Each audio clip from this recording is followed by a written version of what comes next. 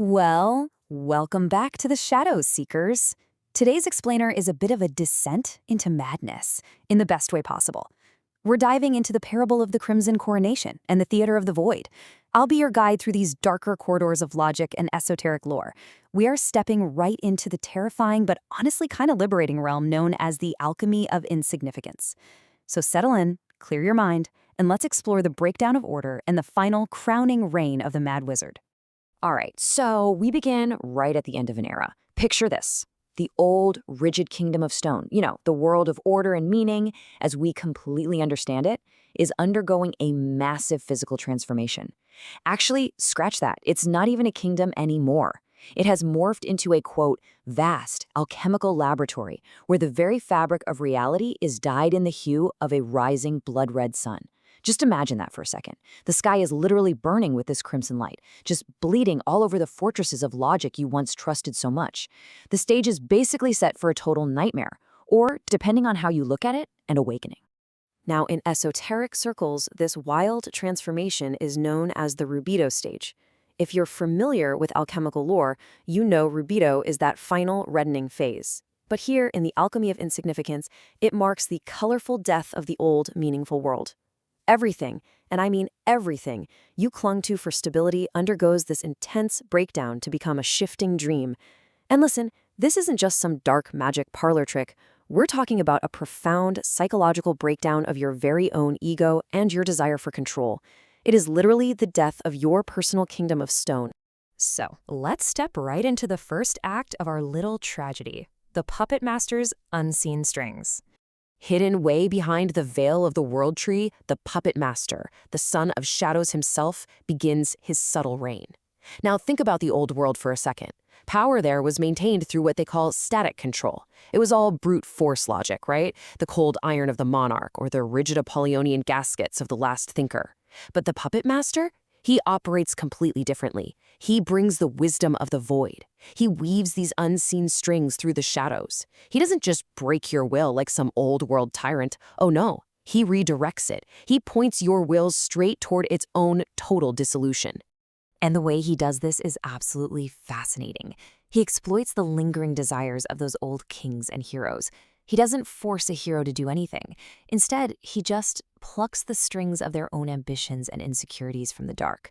He makes them genuinely believe their choices are entirely their own, all while carefully guiding their every single step toward the grand realization of the cosmic joke. So absolute power here isn't about crushing a hero's spirit. Not at all. It's about weaponizing their own perceived importance against them, right up until the moment they just march themselves right off the edge of logic. Which brings us to our second act, the Shapeshifter and the Flickering Masks. Accompanying our Son of Shadows is this terrifying companion, the living embodiment of the Void's infinite uncertainty, the Shapeshifter. And for all those old-world heroes who still desperately crave a savior, the Shapeshifter sets up a very specific three-step alchemical trap. Step 1. They project a flickering mask. It shows the hero exactly what they yearn to see. Maybe it's a beacon of hope, maybe a familiar deity. Step 2. They use that very disguise to draw the hero closer to the mirrors of the Hollow Souls. And then, step 3, bam, the trap closes. Inside those mirrors, every perceived truth just dissolves into the crimson light of the Rubedo. The mask burns away entirely, leaving the hero with absolutely nothing, leaving no firm ground for the mind to grasp. I mean, wow. Just let that existential horror sink in for a second. This is exactly what it feels like when our own personal truths dissolve. Think about the structures in your own life, the beliefs or the so-called saviors you rely on every day. When the Shapeshifter rips off that mask, the mind reels because it desperately reaches out for support and finds, well, empty space. It finds only the void. And now for the grand climax, Act 3, the Coronation of the Void. We finally arrive at the grand ceremony, crowning the Mad Wizard as the King of the Void. Reality itself is now fully rewritten into this shifting, bizarre dream. All those grand human structures we talked about, the majestic cathedrals built from what are now revealed to be merely stained blueprints, those supposedly impenetrable fortresses of logic, they all come crashing down. And the source text describes this collapse not as some grand tragedy, but as a humiliating spectacle. The pride of the old world is completely unraveled as this ultimate coronation takes place right in the middle of this colorful death. So, what exactly remains when the dust of all that logic finally settles? Literally, the only permanent thing left in this entire vast alchemical laboratory is the wizard's mocking laughter. And listen, this is not a joyous laugh. It mirrors the chaotic siblings and carries the Dionysian fire of Pan.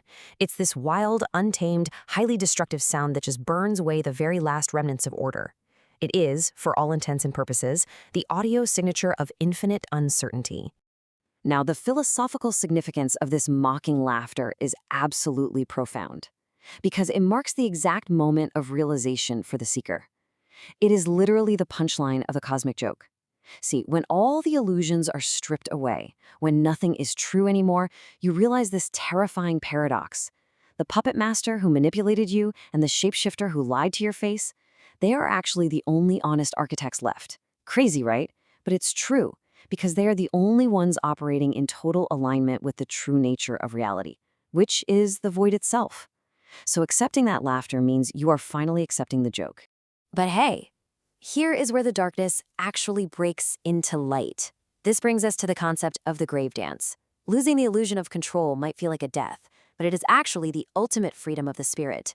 You are no longer trapped by the cold iron of the monarch or the stained blueprints of your own expectations. The grave dance isn't some sad, depressing performance upon the ruins of your life. No way. It is a joyous, vibrant movement within the fluid, creative power of the void itself. Once you finally realize you are suspended on those unseen strings, you finally learn how to truly dance. So, as we drop the curtain on the theater of the void today, I want to leave you with this to ponder in the dark. In your own quest for meaning, in your very own kingdom of stone, what unseen strings of lingering desire are secretly pulling your choices? And what flickering masks are you still blindly following, hoping against hope for a savior? Question the architects of your reality, seekers. Until next time.